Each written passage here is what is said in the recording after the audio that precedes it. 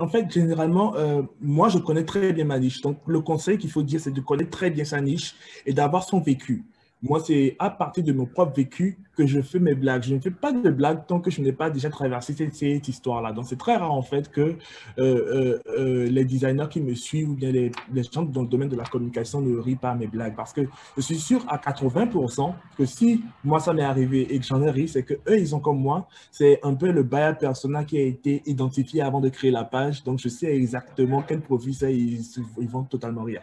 Mais après, on est souvent face à des, à des domaines où, quand on est par exemple community manager freelance, où on travaille pour une entreprise, on ne connaît pas vraiment tous les codes en fait de ce domaine. Mais il faudrait quand même faire des publications. Alors, dans ce cas, comme tu l'as dit, il faudrait quand même partager à des personnes de cette communauté-là en amont pour voir si ces personnes-là déjà en rient.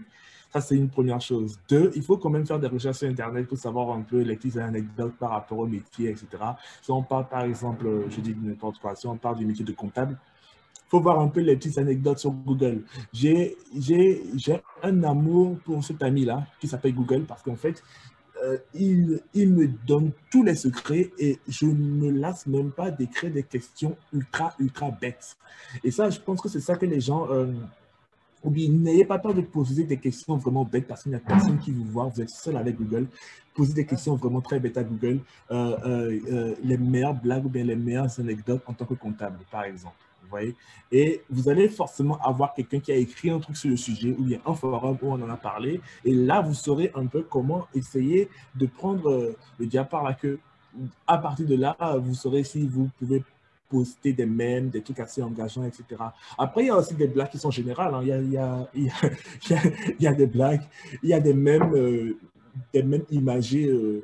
Ça marche dans n'importe quel domaine, quoi. Vous voyez, quand vous prenez le mème du crapaud, j'oublie son nom, là. Floppy, c'est pas, mais il y a un petit Ouais, crapaud oui, vert, oui. là.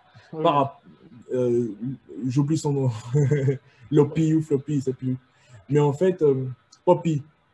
Mais en fait, quand vous prenez ce crapaud-là, cette poupée en crapaud verte, vous la mettez dans n'importe quelle situation avec une bonne blague, mais les gens vont rire en fait. Ils vont partager. Et si les gens partagent avec votre adresse juste en dessous, l'adresse de votre... ne mettez pas trop d'adresse après, ce n'est pas une carte postale, quoi. Juste l'adresse de votre page Facebook, subtilement, etc. Vous allez voir que les gens vont partager. Mais après, si vous mettez beaucoup d'adresses, téléphone, adresse, boîte postale, email, date de naissance, tout ça, c'est chaud. C'est chaud parce qu'en fait, les gens vont se dire, bon, écoute, moi, je ne veux pas lui faire de la pub, en fait, moi. Ouais, je ne veux pas lui faire de la pub.